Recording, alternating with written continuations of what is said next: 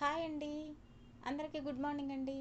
ఈరోజు మనం చెప్పుకోబోయే టాపిక్ ఏమంటే సిగ్మా మెన్ గురించి. అసలైతే సిగ్మా మేల్ అనాలి, కానీ సిగ్మా మెన్ అంటేనే బాగుంటుందని ఆ మాదిరి చెప్తా అన్నా అంతే. మనం ఆల్ఫా మెన్ గురించి చెప్పుకున్నాం కదా. ఆల్ఫా మెన్ క్వాలిటీస్ చాలా బాగుంటాయి. సమాజంలో అలాంటి క్వాలిటీస్ కొన్ని ఉన్నవాళ్ళు కూడా ఉంటారు. ఆల్ఫా మెన్ అందరూ ఇష్టపడతారు. కానీ సిగ్మా మెన్ ఎలా ఉంటాడంటే, బాబోయ్, ఇతని ప్రేమని కోపాన్ని తట్టుకోవడం చాలా చాలా కష్టం. సిగ్మా గారి బిహేవియర్ గురించి చెప్పాలంటే చాలా టైమే పడుతుంది. అసలు అలాంటి బిహేవియర్ ఉన్నవాళ్ళు అసలు ఈ యుగంలోనే ఉండరండి. కొన్ని లక్షణాలు మాత్రమే చెప్పుకుందాం, ఓకేనా? సిగ్మా మ్యాన్ తనకు నచ్చిన పర్సన్ కోసం, ఆ పర్సన్ ఫ్రెండ్, లవర్, వైఫ్ ఎవరైనా సరే ప్రాణం ఇవ్వడానికైనా, ఎన్ని ప్రాణాలు తీయడానికైనా సిద్ధమే. చివరికి ఆ పర్సన్ మాత్రం దక్కించుకుంటాడు. తనకి కావాల్సింది సొసైటీ, మనుషులు వాళ్ళేమనుకుంటారో, పరువు పోతుందేమో అవేమీ కావబ్బా. తన పర్సన్ తనకు కావాలి అంతే. ఎవరెట్లా పోయినా నాకేం అనుకునే మెంటాలిటీ సిగ్మా మెన్ గారిది. సామాజిక కట్టుబాట్లు లేకపోతే మనిషికి జంతువుకి తేడా లేదు అని చెప్పాడు కదా ఫ్రాయిడ్ గారు. అదేనండి సిగ్మండ్ ఫ్రాయిడ్ అండి. సిగ్మా మెన్ విషయంలో మాత్రం కట్టుబాట్లు, భయాలు అసలు పనికే రావండి. తను ఇష్టపడిన దానికోసం, నమ్మిన దానికోసం ఈగోని, ఆఖరికి సూపర్ ఈగోని కూడా క్రాస్ చేసేస్తాడు. సిగ్మా మ్యాన్తో పోల్చాలంటే ఎవ్వరూ లేరండి. అసలు అసలు కంపేర్ చేసే పర్సనే ఇప్పుడు కనిపించరు. కానీ మహాభారతంలో దుర్యోధనుడు, కర్ణుడు ఆ ఇద్దరు మాత్రం ఉన్నారండి. వాళ్ళని కంపేర్ చేయవచ్చు సిగ్మా మ్యాన్తో. దుర్యోధన అంటేనే ఒకలాంటి వైబ్రేషన్ వస్తుంది కదా. అవునబ్బా, నాకు మహాభారతంలో ఇష్టమైన వాళ్ళు కర్ణుడిని పెంచిన రాధమ్మ, కర్ణ, అందరికంటే బాగా ఇష్టం దుర్యోధన. ఇలాంటి వాళ్ళని కదా అండి లార్డ్ అనాలి. నిజమండి, దుర్యోధనుడే లేకపోతే యుగ యుగాలుగా దానకర్ణుడిగా కీర్తించబడుతున్న కర్ణుడే లేడు కదా. కానీ దుర్యోధనుడు ఎవ్వరికీ నచ్చడు కదా. ఆయన అందరి దృష్టిలో ఒక విలన్, అహంకారి కూడా.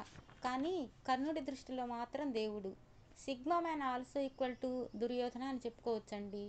ఎందుకంటే తను ఇష్టపడ్డ పర్సన్కు మాత్రమే అతను హీరో, మిగతా అందరికీ విలనే కదా. సిగ్మా మ్యాన్ కూడా అంతే. తన పర్సన్ అనుకున్న వాళ్ళ కోసం ప్రపంచాన్ని సైతం ఎదిరించడానికి, నాశనం చేయడానికి కూడా వెనకాడడు. చివరికి తన ప్రాణం పోయినా సరే, తన ప్రాణం పోయాక తనను నమ్మిన పర్సన్ ఏమైపోతుంది అని కూడా ఆలోచించడు. తనది అంత గొప్ప ప్రేమ. కొందరి దృష్టిలో మూర్ఖుడు కూడా, కానీ అర్థం చేసుకునే వాళ్ళకు మాత్రం దేవుడు. అసలు సిగ్మా మ్యాన్ బిహేవియర్ ఎవ్వరికీ నచ్చదండి. మన సిగ్మా మ్యాన్ అయినటువంటి దుర్యోధనుని కూడా ఎన్ని మాటలు అన్నారండి. ఏంటి, ఆయన ఎవరి కాళ్ళ దగ్గర కూర్చోవాలా, తల దగ్గర కూర్చోవద్దా? ఇంకో పర్సన్ వచ్చి కాళ్ళ దగ్గర కూర్చుంటే ఆయనకే వరాలు ఇస్తారా? ఇదేం న్యాయం అండి అసలు? ఒక రారాజు స్థానంలో ఉన్న దుర్యోధనుడు ఎందుకు తగ్గి ఉండాలండి? ఆ స్థాయిలో ఉన్న వాళ్ళకి కొంచెం అహంకారం ఉంటేనే కదా అందం. మరి ఎవరికో ఎందుకు లోబడి ఉండాలి? అవతల పర్సన్ ఉన్నాడు కదా అంటారు మీరందరూ. అది తన ఇష్టం. తనకి సెల్ఫ్ రెస్పెక్ట్ లేదేమో అనుకోవచ్చు కదా మీరు. కానీ మన సిగ్మా మ్యాన్ అయిన దుర్యోధనకి సెల్ఫ్ రెస్పెక్ట్ చాలా ఉందబ్బా. అందుకే అట్లా ఉన్నాడు. ఇక్కడ మనం కర్ణుని కూడా సిగ్మా మ్యాన్ మాదిరిగానే చెప్పుకోవాలండి. కన్న తల్లి కాదని వదిలేస్తే ఒక మహాతల్లి హక్కును చేర్చుకుని ప్రేమగా పెంచింది. చివరకు అందరి ముందు కన్న తల్లి వచ్చి నేనే నీ తల్లిని అని చెప్పినా కూడా నేను రాధాసుతుడను, సూతపుత్రుడను అనే చెప్పుకున్నాడు తప్ప మధ్యలో వచ్చే రాజరికం కోసం ఆశపడి వాళ్ళ వైపు వెళ్ళనే లేదు. పెంచిన ప్రేమ గొప్పతనాన్ని చాటి చెప్పాడు. నువ్వు సూతుడివి, సూతుడివి అని అందరూ పదే పదే అవమానిస్తుంటే అంత పెద్ద సభలో దుర్యోధనుడు సింహాసనం మీద నుండి దిగివచ్చి కర్ణుణ్ణి హక్కున చేర్చుకొని నువ్వు నా హితుడవు అని హక్ చేసుకొని రాజ్యాధికారం కల్పించాడు. వీళ్ళు కదా అండి సిగ్మా మెన్ అంటే. సుయోధనుడి గొప్పతనాన్ని గురించి చెప్పుకోవాలంటే చాలానే ఉంది. తన మిత్రుడైన కర్ణుడు, దుర్యోధనుడి భార్య అయిన భానుమతీదేవి చాలా ఫ్రెండ్స్ అనమాట, మంచి ఫ్రెండ్స్ వాళ్ళు. వాళ్ళు పాచికలు ఆడుతూ ఉంటారు. ఆ అమ్మ సరదాగా కర్ణుడిని చీట్ చేసి గెలుస్తుంది. నవ్వుతూ వెళ్ళిపోబోతుంటే కర్ణుడు సరదాగా ఆమె కొంగు పట్టుకుంటాడు. కావాలని పట్టుకోడండి, అలా తగులుతుంది అంతే. అదే టైంలో దుర్యోధనుడు ఎంటర్ అవుతాడు. ఆయన అదేం పట్టించుకోకుండా ఇంతకీ ఆటలో ఎవరు గెలిచారు అని నవ్వుతూ అడుగుతాడట. భానుమతీదేవి గిల్ట్ ఫీల్ అవుతుంటే నువ్వేంటో నాకు తెలుసు, నా స్నేహితుడేంటో నాకు తెలుసు, లైట్ తీసుకో అంటాడట. అంత గొప్ప వ్యక్తిత్వం అండి ఆయనది. నా స్నేహితుడే నా పెద్ద సైన్యం అని అందరితో గర్వంగా చెబుతాడు. అసలు పాండవులను ధర్మాత్ములు, అన్నగారు మాట జవదాటరు అంటారు కదా మీరంతా. ఆయన జూదంలో ఓడిపోయి భార్యను తమ్ముళ్లను అడవుల పాలు చేసినాడు కదా. ఓకే, తమ్ముళ్ళు ఏమీ ఎదురు చెప్పకుండా ఆయనతో పాటే వెళ్ళిపోయినారు.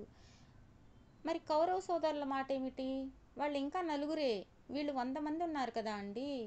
ఎవరో ఒక అనామకుడికి రాజ్యాధికారం కల్పించి తమతో సమానంగా కర్ణుడిని చూస్తూ ఉంటే మిగతా 99 మంది ఎందుకు అలా చేశావన్నా అని క్వశ్చన్ చేశారా అండి పాపం. మరి వాళ్ళ గొప్పతనం కవులు ఎవరికి కనిపించలేదా? అంతేనండి, వాళ్ళకి ఇష్టమైన వాళ్ళనే హైలైట్ చేసేస్తారు. అదేమంటే లోకోపకారం అంటారు. ఏమోనండి, మనది సిగ్మామెన్ టాపిక్ అయినా సిగ్మామెన్ గురించి చెప్పాలంటే ఎవ్వరు కనిపించలేదు. అందుకే మహాభారతంలో దుర్యోధనుణ్ణి కర్ణుణ్ణి మాత్రమే తీసుకున్నాను. దుర్యోధనుడు తనకు నచ్చిన వారి కోసం అన్నీ త్యాగం చేసేస్తాడు. కర్ణుడు కూడా ఆయన మాటకు విలువిచ్చి చివరి వరకు, ప్రాణం పోయేంత వరకు దుర్యోధనుడి వైపే నిలబడ్డాడు. అందుకే వాళ్ళిద్దరూ రియల్ హీరోలుగా కనిపించినారు నాకు. అందుకే వాళ్ళ గురించి సిగ్మామెన్ని కంపేర్ చేస్తూ చెప్పినాను.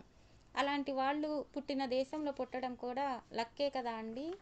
ఈ టాపిక్ చాలామందికి నచ్చదు, మీకు నాకు తెలుసు. నన్ను చాలామంది క్వశ్చన్ కూడా చేశారు. ఎందుకంటే మీరందరూ కూడా వేరే వాళ్ళని దేవుళ్ళు, ధర్మాత్ములు అని మెంటల్గా ఫిక్స్ అయిపోయినారు. కానీ నేను అలా కాదని చెప్పినా కదా, అందుకే నేను మీకు నచ్చను. కనీసం వినేవాళ్ళలో నాలాంటి వాళ్ళు ఒక్కరైనా ఉంటారేమో అనే చిన్న ఆశతో మీతో షేర్ చేసుకుంటున్నా, అంతే. నేను చిన్న కొటేషన్ చెప్తాను, వినండి. మిమ్మల్ని బాధ పెట్టే వారి కోసం ఎప్పుడు ఏడవకండి. వాళ్ళ దగ్గర ఒక చిన్న చిరునవ్వు నవ్వి వాళ్ళతో ఇలా చెప్పండి: నీకంటే మంచి వ్యక్తిని కనుక్కోవడానికి నాకు ఒక మంచి అవకాశం ఇచ్చినందుకు చాలా చాలా థ్యాంక్స్ అని చెప్పి వెళ్ళిపోండి. ఇది నేను చెప్పలేదండి, కలాంజీ చెప్పారు. ఓకేనా? Bye bye. Thank you. Good night all of you. Bye.